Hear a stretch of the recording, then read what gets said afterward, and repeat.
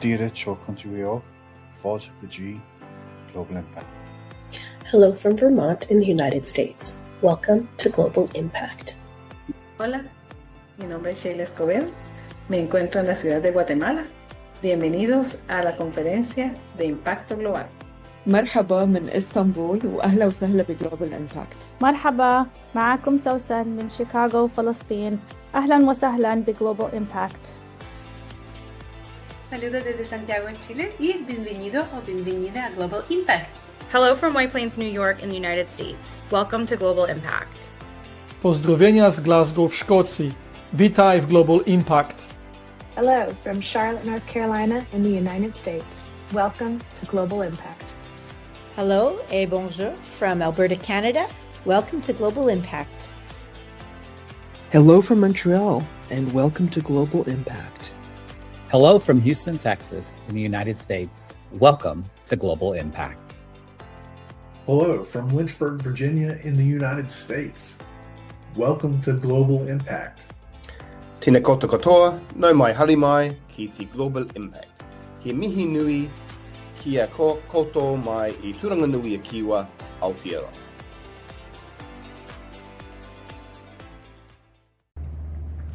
Bonjour, je m'appelle Priya Kennedy, je suis la chef du conseil étudiante à l'école de study et je vous souhaite la bienvenue à la conférence sur l'impact international.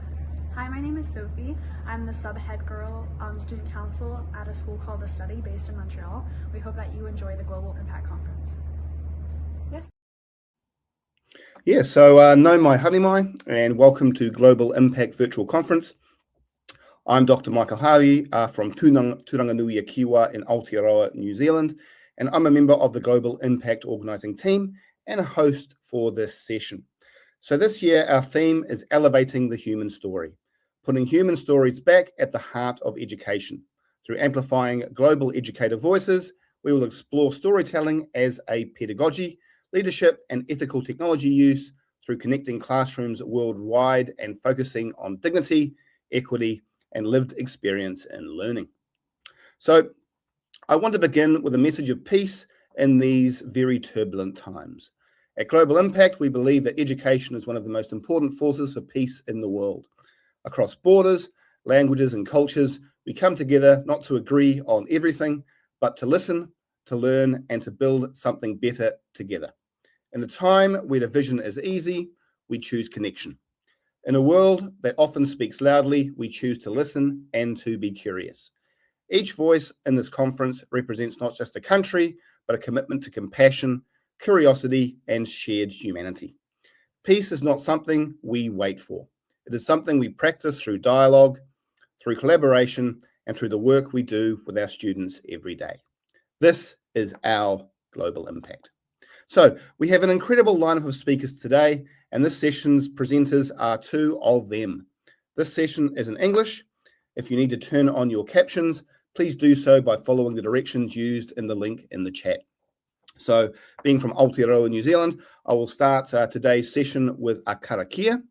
So whakataka ti hau ki te uru, whakatahau ti hau ki tonga, kia makinakina ti atu, kia mataratara ki tai, ihi aki ana ti atakura, I tio I huka hi hohu ti hei moriora. So cease the winds from the west, cease the winds from the south, let the breeze blow over the land, let the breeze blow over the ocean, let the red-tipped dawn come with sharpened air, a touch of frost, a promise of a glorious day. So it is with great humility and respect to introduce our two speakers today. So Lottie Dowling is a Kiwi who got a bit lost and has flown across the ditch to Australia, even though the Kiwi is a flightless bird. She has worked in education and schools for over 25 years as an educator and a professional global learning leader and is CEO of Culture Agents. She supports several organizations that work with schools in global citizenship education. She's a real-life culture agent herself, having lived and worked globally in education for many years. She believes in the transformative power of education to support young learners to create and co-design a better world for everyone. And Josh Halpern is now an honorary Australian by all accounts. Also now a former US diplomat, a global educator, an entrepreneur whose work has taken him across the globe.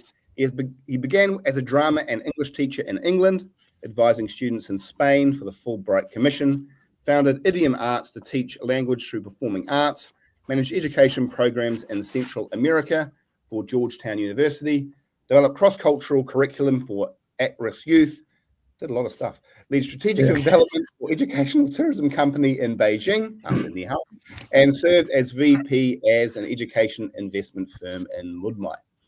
He's still going. He's later returned to the United States in Illinois to help launch the Obama administration's US Department of Commerce e-commerce innovation lab, and then resigned to found the Getting Global Initiative, a private partnership helping small businesses expand internationally through digital trade.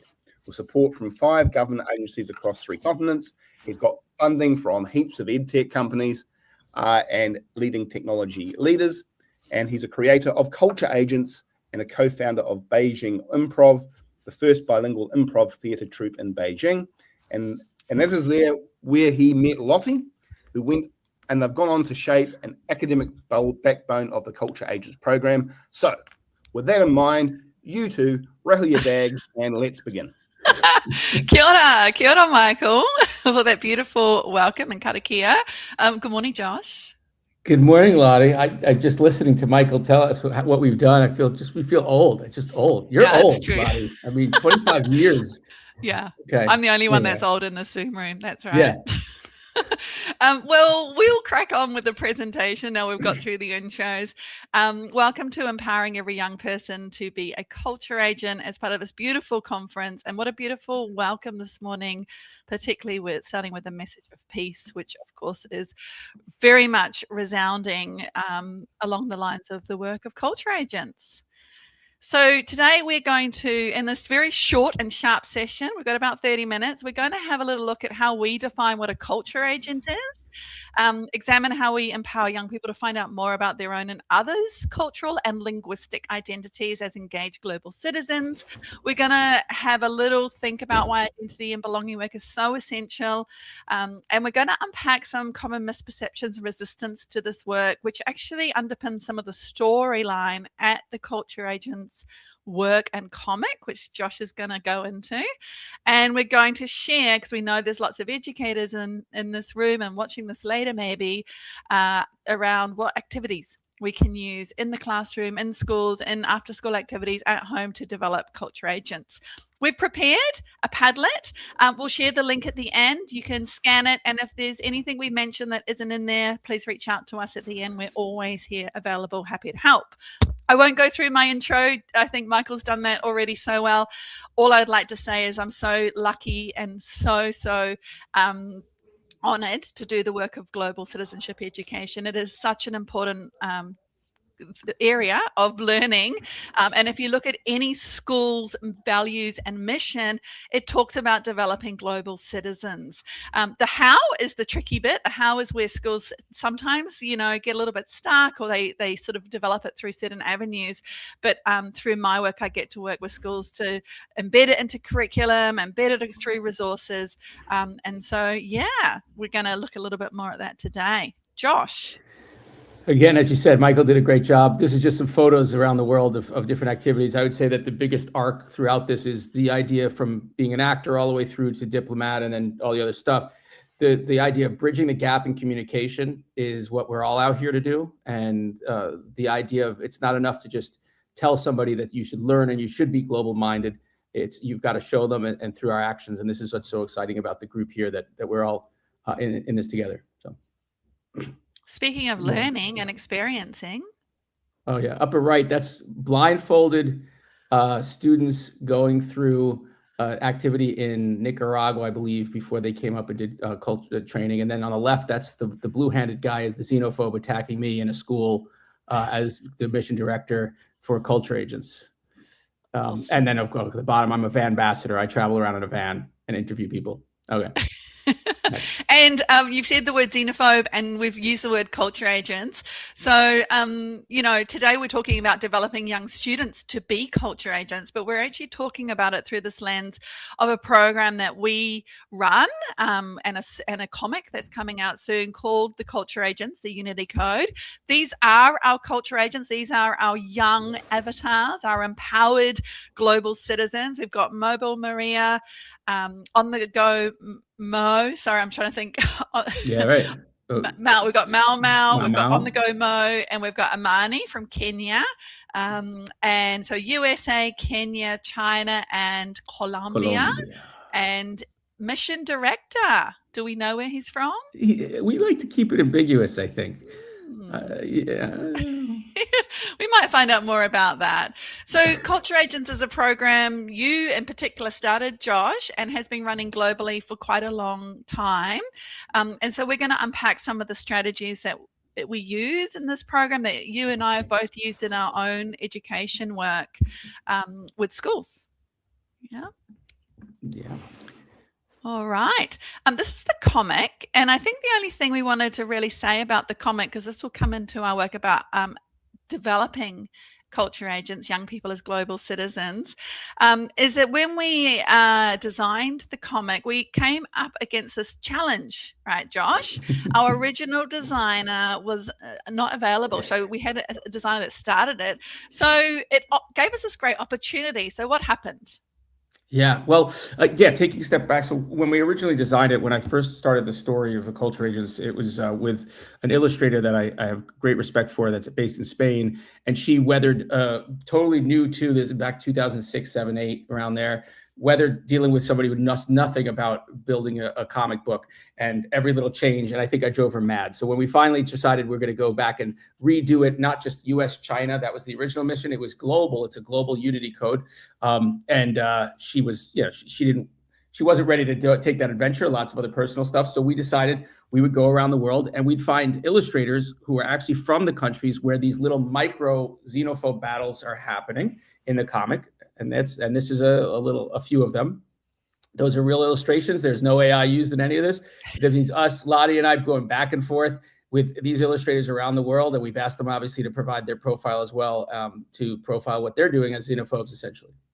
And I think one of the things that, just jumping back here, Josh, that we've found that's been such a deep and rich conversation is that when people from that culture are designing, Joseph, and the market in Kenya, or, what does it look like when there's a group of people doing Tai Chi by the lake in China, they're bringing their own authentic cultural lens and understanding to this, their own creativity too, of course, but all of these little insights and cultural nuances are getting built into these illustrations that if somebody else was to draw them, they'd probably miss. Yeah, there are things that I feel like we were doing that we were like, well, could we make this more authentic? And we're like, well, this guy's a very modern guy from China who's kind of more, he's probably got more in common with a lot of other folks, the other illustrators around the world, than maybe some of these cultural history. So it was a balance, right? To try to tell a story that brings out the life of it. I just wanted to say one thing, Lottie, if it's okay, that what Michael had said about storytelling and the idea of storytelling, the whole idea of this, the whole reason I started this back in the original day was I had a company in Spain teaching language through the arts, and I was having live performers coming in. It was really hard to get people to show up on time and and kind of magnify that voice. And we figured, but the idea of a story that shepherds a message is so critical. Kids just telling them you have to learn because you have to learn is not enough. You have to have them feel like they have perceived friendships, and the animated characters are these perceived friends that they're going with on this journey. And that's inside that is when you infuse all the educational content. So. And this idea of scaling we've talked about as well, which is that, as mentioned earlier, we're living through turbulent times and the need for this work is so important. So what's happening here? This is, that's Cloak, it looks like. Cloak is sucking the culture out of one of the kids. Essentially what happens is the culture agents. Should I go into the story, or are we going to go that later? I think we're going to just maybe a little highlight the xenophobes teaser. are battling the culture agents. Both of them believe that peace on earth should be achieved. They have a very similar view. Only the xenophobes believe that that's through the absence of culture. If we were all exactly the same and we sucked the culture out and we used the cultural energy to build more universal and common traits versus celebrating each other's differences, whereas the culture agents are celebrating differences. So similar goals, very different ways about going about it, which I thought was going to be probably obsolete by now. And unfortunately, it's absolutely more of what's happening today than ever. So, and you might notice the design-wise, the xenophobes, they are all in grey. They're devoid of culture themselves. So we've done our intros. We'd love you just, if you're watching along, I know some people will be watching this later, we'd love to know, what is the story of your name? This is a little activity I sometimes use in classrooms, and it's a beautiful way to unpack the meaning and the family importance and the lineage and the history of names, sometimes religious, associations, connections to family. So if you'd like to tell us the story of your name, for example, my full name is Charlotte Emily. I won't go into the last name. Charlotte Emily. Charlotte Emily is actually the Bronte sisters. My British mother, very British, loved the Bronte sisters, loved, English literature. So my influence and my name came from that. Josh, do you want to share your name or? I was hoping you weren't going to ask. I don't know anything about my name. I know that it's Halpern is the last name, and I used to be called Halpern the Helper when I was made fun of when I was a kid, but I don't know the history. Okay. And thanks, Alexandra. Oh, sorry, Alan. Sorry, not Alexandra, for sharing yours. Yes, this idea of naming after families. I actually did this activity with a group of teachers recently, and we found out we had 2 teachers in the room in Adelaide, South Australia. Both of them had a last name, an Italian last name, that they'd never met anybody else with that last name. They were like, you had the same last name, and they went back to their family history and they knew that they both come from the same small part of Italy, so they were no doubt related.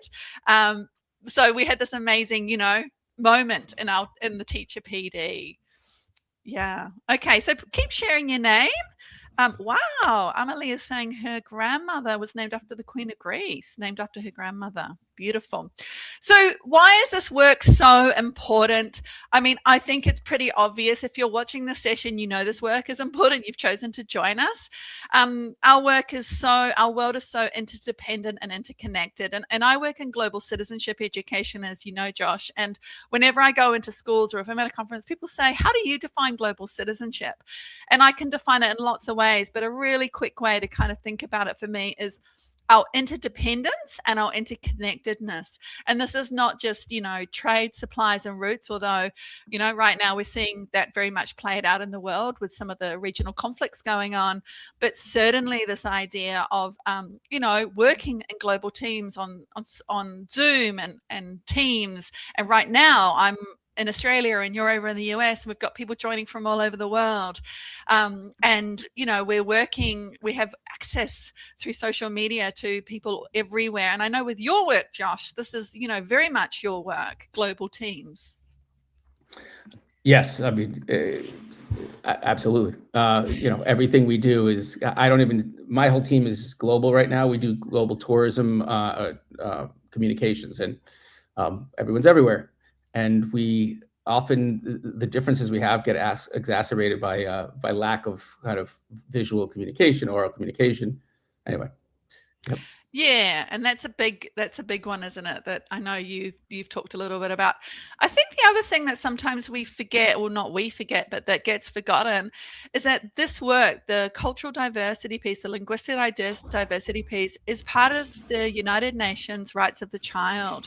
So if we look at that as a founding document, we can actually see, identity, no discrimination, name and nationality, respect for children's views, freedom of thought and religion. This is foundational rights of children all over the world. And of course, as mentioned earlier, with our turbulent times, without, getting too much into detail, there's just such a huge need for this at the moment going on in the world. We need to be moving from a place of fear and ignorance, like the xenophobes in our stories, to a place of empowerment and love. So this is our little culture agents. We thought we'd just share this little 30-second video with you all. It's all about empowering young people to be agents of change, to understand their own identities, to understand their others' identities, to celebrate cultural, linguistic identities, intersectional identities. And then we've gamified this, we've storyfied this, right, Josh? To make it something that excites children. As we said in here, we need this to be something that's exciting. Often these conversations come from, a place of negativity, and we want to move these conversations towards a place of hope, of excitement, of empowerment, of positivity. And then maybe, Josh, you can explain a little bit more after we've watched this video. There's no sound, by the way, everyone, because it's visual. There's like some music though.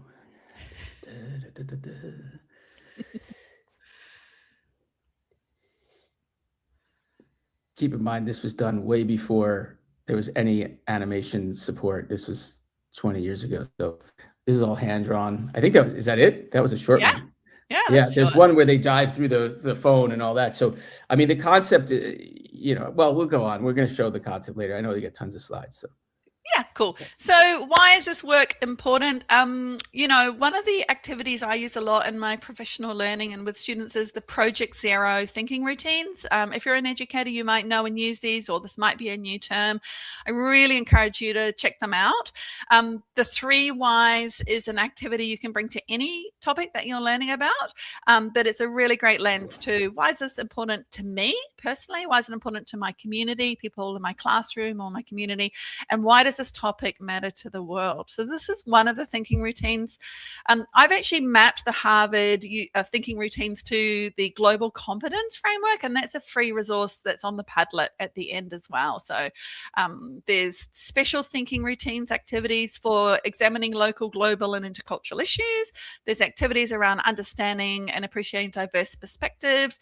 There's ones around engaging in open, appropriate, effective interactions across cultures, and taking action, which is our last dimension. Today, we're going to kind of talk about these first 3. We're not going to get in the taking action bit too much, just because of our time factor. Yes, Kayla's saying, love the visible thinking routines. But when we talk about a culture agent is a global citizen. And, this is somebody, a young person or an educator who's developing their intercultural competencies. You might think about this if your vernacular, if the frameworks that you're familiar with is the SDGs, the Sustainable Development Goals, you might think about this through number 10, reduced inequalities. You might think about this through a global citizenship definition or through global competence, the OECD PISA framework, which is in the middle there. Or you might even think about this through the skills that the young people are bringing. And that last framework is the inner development goals that was developed to balance the sustainable development goals.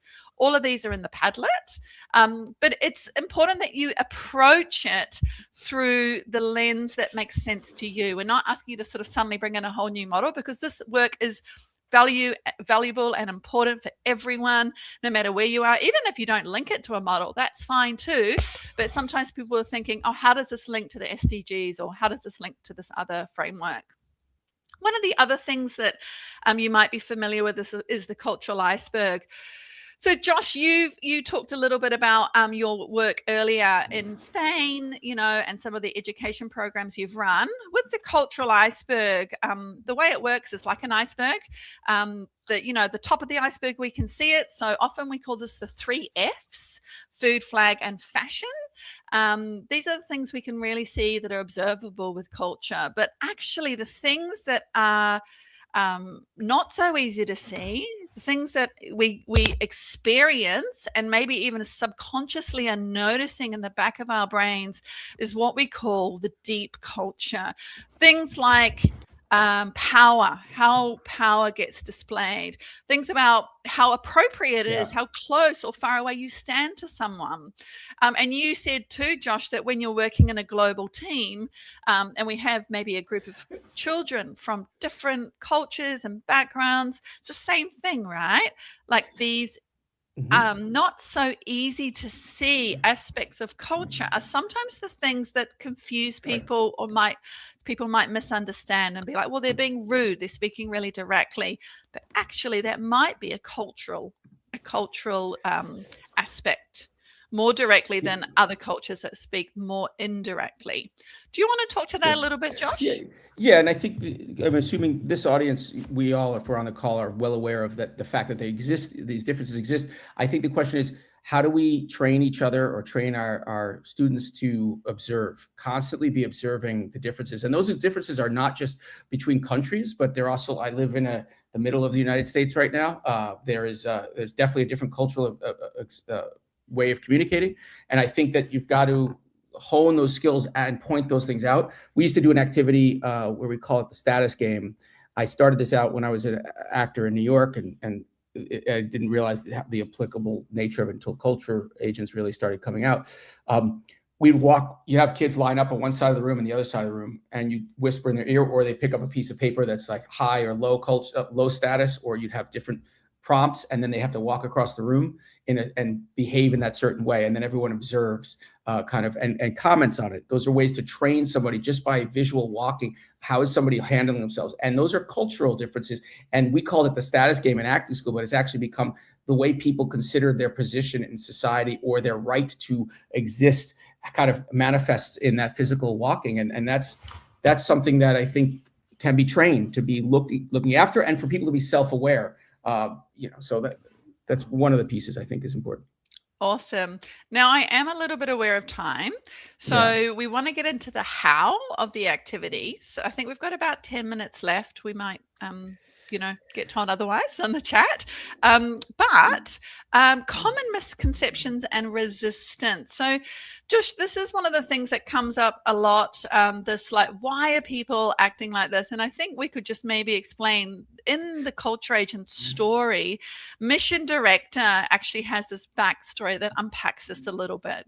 Can you explain? Yeah, if you want to, yeah, sure. And you can go to the next slide if you want, just for the interest of time while I explain it. And these, by the way, this is available on the website. I think it's free. It just kind of download it. But if you want to have the whole story, because I know there's not a lot of time. But what I was really obsessed with when I was writing the comic book, and what I found very challenging, was how do you depict the xenophobes as coming from a place that originates from good, that there's not black or white. And I think that also with my son, with my students, it's always important to resist the urge when you're tired and they say, oh, those people that they see on TV or whatever, they're evil, they're wrong. To resist that urge to agree with them and say, let's look at what that means. Why are they doing the things that may be bad things to do, but where are they coming from? And so in this case, Mission Director actually had felt ostracized in his own life. His family moved around a lot. He didn't find friends. And of course, through communicating with a social group on the computer, he met these other people. He started to get along. And you can see that he starts to turn from color to gray and slowly loses his own identity. And that's manifested in the gray color, where they're all drained. If you see all of them start together, they're different colors in the upper right. Then they start to lose color in the middle right. And you can kind of jump to that, right? And then the middle right, they're dancing with just yellow. And now by the bottom, they're all gray except for their hair. And then in the next scene, the next slide, you can see they're just gray. But Mission Director still maintains some of the color and manifests in still an identity or desire to understand stuff like Bollywood films, etc. And the idea that the fear that's happening among the xenophobes, that if this guy still likes other things, he's not fully committed to us and our mission, he must be literally sent away. And then there's a comment around whether the Mission Director should have stayed and fought to help them see a different way. And that's, I think, a lot of people have battles with that. I currently in the US have that battle. Do I stay to fight back against kind of xenophobia, or do I kind of go find my people? But is my people then doing the same thing in a way that the xenophobes are doing? So it's very complex. And I think that everything's all in. Every time we teach anything, if there's a complexity, we're not supposed to deliver the answer, bring it up in the classroom and let them debate it. And there's a lot of debriefing. I think Lottie's developed a bunch of debriefings around the comic book that bring out that discussion, because really this is only as good as the discussion that's had afterwards. Yeah, and this idea too, I think, about moving away from linear, thinking and being okay to step into what I call step into the gray, where we're not quite sure and we're trying to understand, we're really placing ourselves as on a learning journey, and that sometimes people make mistakes. And that sometimes people themselves, they're on a learning journey, right? But also ultimately a lot of this work is where people want to fit in. And so they're following along with herd cultural mentality. And so they may be making choices that are hurtful to other people, but they're not brave enough or empowered enough or maybe even educated enough to make the right choice. Yeah. So Josh, you and I both work in this space. We work with, students, adults, schools, training on how do we develop culture agents. And the next little activities, we're looking at this more through the lens of young learners. Maybe if you're working in a university, you could certainly use this as well. But we know a lot of the people joining are educators. So we thought we'd share some of the activities that develop culture agents, just really high level. We've included these on the Padlet, and you can also ask us afterwards. So we've just included it under 3 steps. The first one is about understanding our own cultures and identities. We started off with the story of my name. Intersectional identities is a somewhat new concept. The idea that, our identity is complex, particularly living in globalized worlds. It's not just, one culture. I mean, many students come from very complex cultural backgrounds, and really understanding that. To be a culture agent, we need to use our head, we need to be thinking, we need to use our heart to be feeling and thinking about empathy, compassion, kindness, but we also want to be taking actions. So one of the activities you might do, particularly if you've got primary school, is you might be thinking about what is a culture agent? What do they think, feel, do, say? What might they participate in? What types of activities? And do a profile of a culture agent with students placing themselves in the middle. You might tell them that they're off on an adventure, they're joining the culture agents and going around the world. What might they need in their backpack, to take part in these missions? Here we've got, a camera to document it. It's an old-fashioned camera, by the way. It's not an iPhone camera. They've got a tablet to communicate with the other culture agents. They've got notebooks to interview people and sketch things that they see, to record what they're learning. And of course, they need a passport. We've got these free discussion cards as well around what we call the 6 pillars of culture agents: globalization, cultural diversity, identity, belonging, social justice, symbolism and art, and migration and journeys. And so you can just print these off for free. These are little discussion cards you can get students to do reflection individually, in pairs, or together. So things like, which journeys, past or present, have shaped your family or community? I know for me, I lived in China for 10 years, and that journey to China, that journey within those 10 years of China, has profoundly shaped the way that I think and feel in my work in global citizenship education. What about you, Josh? A journey that has shaped? Yeah, I guess every day is. I used to work in Latin America and doing gang violence prevention work, and it was that's definitely shaped me. And being in the mountains, working with people and realizing the similarities between people in the most far-reaching areas of a mountain and the people back home. So shaped me, definitely shaped me. Yeah. Thanks, Josh. And thanks, Margaret. Thanks to everyone who's dropping the comments in too. Margaret also mentioned books, which is a really big, important one as well. Identity mapping. So we talked about intersectional identities. This is a little activity that was created at Meg Languages. And then food fusion, thinking about foods from different cultures. Can you bring these together for an intercultural meal? Again, on the Padlet. Developing pride in our identities. This is actually a book. I was thinking I should probably pull it out, but I'm looking at my bookshelf. Sorry, excuse the back of my head, thinking, where is it? It's a cookbook from a high school in Australia called Yeronga High School. They have 50 plus cultures in their school, and they developed a cookbook and used it as a fundraiser. It was a beautiful, staff and students, so a beautiful way to showcase their cultures, but also for students to think about sharing their story as well. So this session's all about stories, right? We can tell stories in lots of ways. Doesn't have to be in a storybook. Could be through a recipe book. Creating a cultural identity artifact. This is another fun activity that the students can do, where they essentially map their identity and then they create a big, beautiful piece of art that is their identity. Josh, this one, we call it flag making, but it's not really about flags, is it?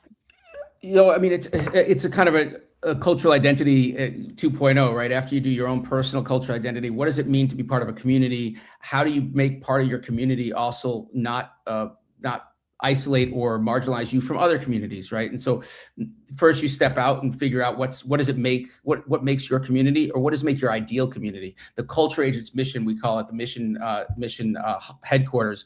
How would you design it? And a lot of kids will come in, they'll bring in art, like things that are symbols for their flags in their country. And we try to, over the course of time, break down what they identify as so closely their symbols that they were birthed with versus those that maybe represent them today. And how do you get away from that and start to regroup into something that's common?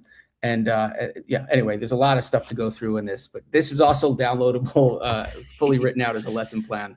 And that example at the bottom is actually from a school I use that with in Brisbane. Somebody mentioned books, Artivism. You might know this book by Nicholas Smith, or murals. This beautiful work by Olivier Azard. He uses bottle tops to create images of their local people and cultures. But we need to get into step 2. So we've done step 1, exploring ourselves. Now step 2, exploring others' different perspectives. So thinking about whose voice we've not heard, which perspective have we not considered? This is sort of what I'm thinking about when I say being in the gray. And it's really important to, I think for a long time, Josh, I don't know about you, but we've thought about this work, it's sort of, I wouldn't say it's the hippies, but for a long time, these soft skills have been like, oh yeah, but we've got to think about maths and science, and these are the important skills. But actually we're having organizations like the World Economic Forum now say empathy and active listening, curiosity and lifelong learning is just so important. So, for example, a really simple one here in Australia, whose perspective is missing? Captain Cook. We didn't hear the Indigenous perspective for many, many years. People didn't acknowledge the Macassans, the Indonesian traders were actually here before Captain Cook. Another example is the Human Library. This is an activity where you can get people in your community in, interview them, listen with empathy, curiosity, and kindness. And there are some more thinking routines. Circle of viewpoints. What makes you say that? Josh? This is a long one to go through, so I don't know if we have tons of time, but the overall concept, to me, I used to train my staff, but you should be able to do an activity with a tennis ball and a piece of tape. Everything's all in. It's really about the debrief. And so in this particular case, though, we created a very complex activity called the space station, where I did this in China, actually. We mapped this out. We had half the group was Chinese, half the group was American. We actually mixed them and then had them work together as multicultural teams. And the idea is you have to create a spaceship. We have 57, I think, PVC piping and closers. They both have to create a spaceship, but they can not leave any air in any of those pieces. They have to make sure it's all closed. As it's going on, you blindfold a few of the kids in each group. You have one of them has to stand on a chair the whole time. The other one has to hold a broom on the chair. The other one cannot say anything. And then you give one of the quieter kids the one critical piece, I find. And it's really exciting because you see that kid, sometimes they speak up and sometimes they don't. And then the debrief, it's, did you give people the space to speak? Which team won and why? And often it's because they didn't know that critical piece was even in there. And why was it? Was it because somebody didn't feel that they had the right to speak? Did you make a safe environment? Maybe they weren't culturally the type of person who would speak up. Maybe they, so there's a lot of questions that come out of that. And so that's one of the activities we do. That's the space station. And then we just came back from the space station. And I just found that. Yeah. And this is aliens. Oh, aliens. I'm sorry. I was explaining the space station. Thanks, Lottie, for jumping ahead. So this is the aliens, which is essentially just a microcosm of what we deal with in life. You have two groups. They go off to two different rooms. They develop their idea of certain mannerisms or cultural things. Some people say, okay, in this case, only the men can speak. Only another culture, they say every time the word "the" is spoken, it kind of comes from a lot of our improv days. Somebody raises their hand. Some people are allowed to sit in a circle. Some people aren't.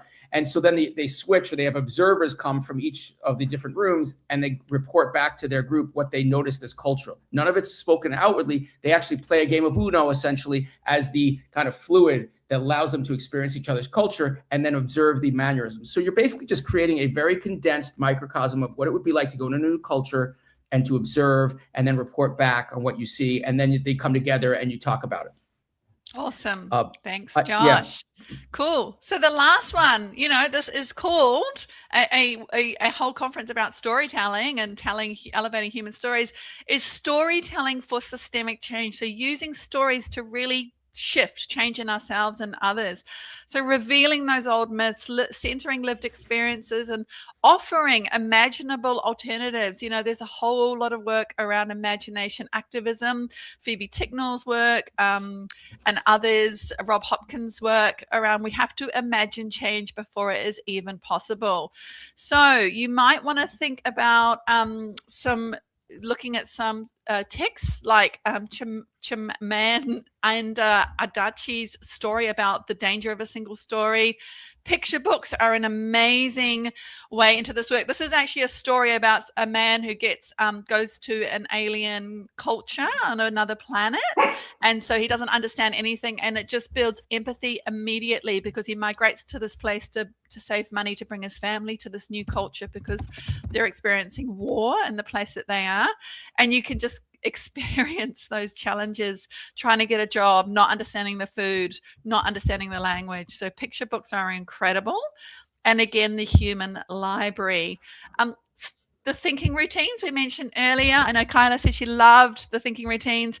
There's one called stories. So get a picture, get a photograph. You could read a picture book. You can watch a video and say, what is the story? What is the human story? What is the world story? What is the new story? And what is the untold story? What is the story that we're not hearing in this picture, video, book, whatever it is? So really unpacking stories. And I think finally, before we finish up, this idea of empowering young people through story-driven content, which is what Culture Agents is about, and empowering concepts. So we're moving from a negative mindset to a positive mindset, which we know is so important for young people to create hope. And Dr. Jane Goodall talks about the importance of active hope. Active hope is not just sitting around hoping someone else is going to do something. It's us stepping up as well. So last one, these are the things that are so important for us as educators working in the cultural diversity linguistic space. Moving beyond binary, Josh has shared so many powerful examples, multiple perspectives, problem statements, yes, and that's in improv, active listening, and then using these tools as well. When you're ready, I have a small story that I want to share when you're done. But not now. No? Yeah.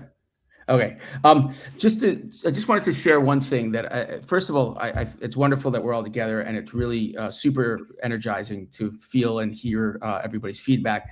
When I was a diplomat in China, in Beijing, we had something called the Joint Commission on Commerce and Trade, JCCT, and it was a bilateral negotiation, and the U.S. would get in the room. You'd have the Secretary of Commerce, you'd have all of us kind of negotiators on one side, you'd have the Chinese on the other side. They would create literally two tables that faced each other in the most adversarial posturing you could probably imagine for a program that's supposed to be about finding common ground.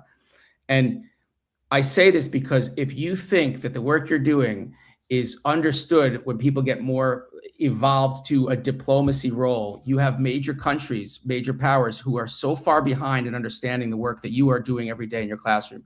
And every moment you walk in that classroom or you with a group, I feel you have an opportunity that should not, every piece of that room, every piece of that experience is an opportunity for teaching how to break down walls And if you're, to me, coming from an acting world as well, if you're still sitting there with an adversarial situation of seating or standing, or you're not taking advantage of the opportunity of kids being kind of feeling ostracized, and that's like a moment of pause. It's a teachable moment, and it's a moment that has to be broken down, because it doesn't get broken down by anyone else other than you, because clearly in the most advanced diplomacy in the world, it's not happening. So thank you so much, Josh. Sorry.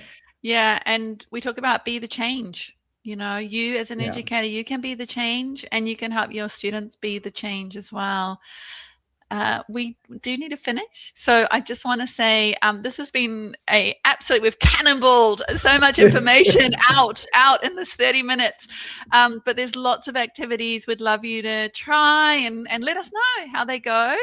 That's the link to the Padlet. If you can't access it, or if there's any issues, just let me know. You can email us. Don't forget, you can download the discussion cards. I've used these with teachers, and they're fantastic. They really open up lots of conversation. They're all free, and there's also activities for these 6 pillars to use in the classroom as well, all free. And you can find us on Culture Agents, info at Culture Agents, or Lottie at Lottie Dowling. We're on LinkedIn, Instagram. Somebody mentioned books. I'm a massive picture book fan. I have my own Instagram handle just for that. But finally, kia ora koutou. Michael, we wanted to say a huge, huge, huge thank you to the ASCD, ISTE community, ST leaders, community, to yourself, to Kayla, to everybody for the opportunity to share our work and to have a conversation. Josh, thank you very much. We didn't pre-plan this, but I did make notes beforehand after seeing the presentation was going to be about. So that was a very powerful message from both Lottie and Josh about being the change we want to see in the world, which is what Lottie actually ended with. So ngā mihi nui to you both. So just as I started with a karakia, I will end with a karakia. So nau mai I ngā hoa, iti wao, iki ngā kina, iti waitai, iti wai Māori, ngā tāne, ngā ronga, get this right, ngā tangaroa, ni maru, ni ranganui I tu ihu nei, I papatuanuku I te takato nei, te turu whakamawa, kia tina huie takie. So what that means is that we welcome the gifts of knowledge, in this case the food of knowledge, from the sacred forests, so you guys are the sacred forests, and the cultivated gardens, and from the sea, and from the fresh waters, and from the food of tāne, of ronga, of tangaroa, and of maru. So we acknowledge Ranganui, who is above me, and Papatuanuku, who lies beneath me. So let this all be a commitment to us all, draw us together to affirm our ideas and beliefs. So ngā mihi nui. Kia ora. So now moving on to our spotlight story. So this year we wanted to highlight incredible stories from around the globe on how educators are making a global impact in their classrooms.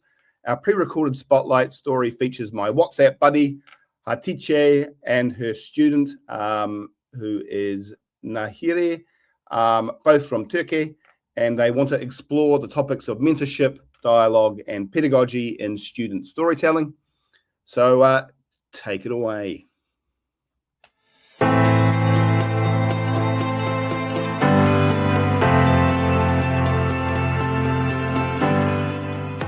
Hello everyone, greetings from Ankara, Turkey. I am Hatice Karaaslan, and today I'm presenting with my student Nihir Asya Ongun.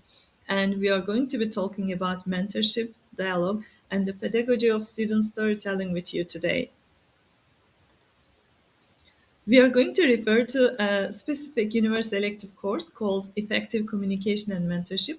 This course serves as an interdisciplinary laboratory for students from a variety of departments, humanities, business, law, and engineering. And we reach around 100 students in this course only annually.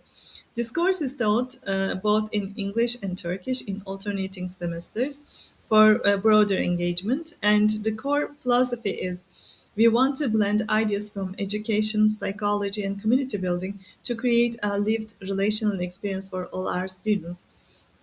And we would like to prepare our students to navigate ambiguity with creativity and care, which is going to be very soon after their graduation when they join the workforce. We believe learning begins with dialogue, and no one would disagree this. But we, in our context, what we want to do is to structure, to scaffold the process for our learners. For that, we adopt the reflective dialogue framework by Cato and Maynard. There, we focus on active listening, restating ideas, and asking powerful, thoughtful questions. Next, we also have Linda Phillips Jones's mentoring competencies perspective, and there we focus on building trust, empathy, and providing constructive support. Finally, we spare a lot of time for student voice so that they experience genuine empathetic listening. They recognize their own experiences as legitimate sources of knowledge. And also, we want to build learning communities. And there we follow the framework offered by Tim Murphy and his colleagues. We also contributed to the development of this framework to get its final form, PACE Acts model. You can please get in touch for further details about this model. So there we encourage our students to play, adjust, care, excite, accept, challenge, teach, and sustain one another. And the capstone assignment in this course is a student micro-teaching activity where students are designing an interactive lesson and facilitating running it with their peers, classmates, based on something they have genuinely mastered. And this takes us to the pedagogy of student storytelling. And from this part on, Nihir will be talking about her experience in the course and how she incorporated her disciplinary perspective in this class.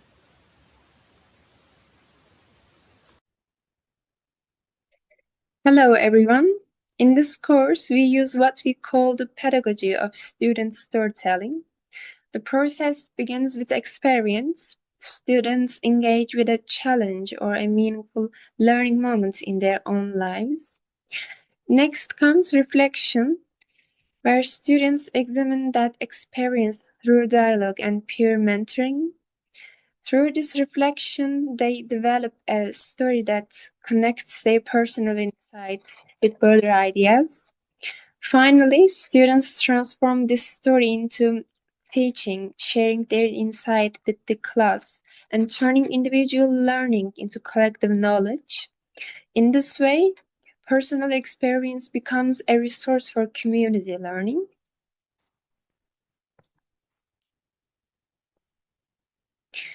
Because the course brings together students from many faculties, each participant contributes a unique disciplinary perspective.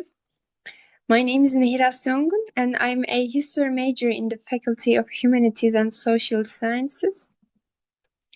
My training in historical thinking shaped the main question I explored in my micro lesson. As historians, we often examine how the meaning of ideas change across time and context. So the question yielding my lesson was, how do we misinterpret meaning when we ignore historical context? Here I want to talk about why history is important for communication. As a history student, I often ask a simple question.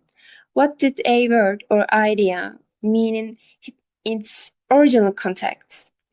In everyday communication, we usually do not think about this. Instead, we understand ideas based on our modern perspective, and this can cause misunderstanding.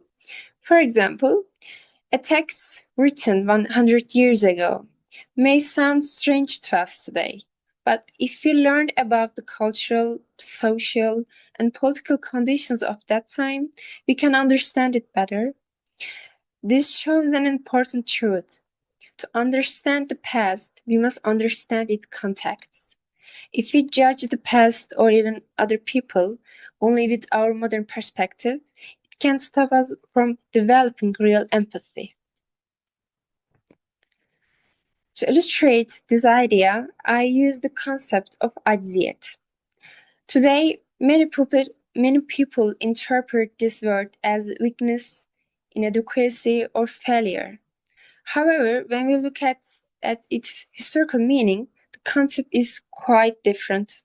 In earlier contexts, acziyet referred to an awareness of human limits and humility in knowledge. In other words, it was not seen as weakness, but as a form of wisdom and self-awareness. This example shows how meaning can change depending on context. Through both my history studies and the reflective dialogue practices in this course, I realized that understanding context can improve communication and help us develop empathy. And this example shows how context completely change the meaning of a concept, and this idea can also help us rethink how we interpret everyday communication. Hello again, everyone. Thank you very much, Nehir, for sharing your lived experiences in this course, incorporating your historian disciplinary perspective. So what we see here is moving from assumptions to realizations. So without a context, a mentor might assume this concept of acziyet, meaning weakness, inadequacy, or failure. But with the incorporation of perspective, contextual empathy, we can say, the concept might signify humility and seen as an indicator of self-awareness. In this context, we experience empathetic communication. So we see it's not just about the answers. So mentors are mostly expected to give answers, but asking the right questions is sometimes more important. And this takes us this experience of Nehir and other students bringing their disciplinary perspectives. This takes us to the analogical thinking idea, where important insights often emerge when ideas move across domains, as explained by David Epstein in this book called Range. And so in our example, a historical or cultural perspective on context becomes a tool for thinking about modern communication. And so a small pedagogical shift we might offer at this stage is please replace a single traditional assignment with a micro-teaching, micro-storytelling task. This way, we mean reframing students as educators positions their lived experiences as transferable knowledge, and that makes all the difference. Thank you, and we invite you to design human stories for transfer, connection, and shared humanity. Bye-bye.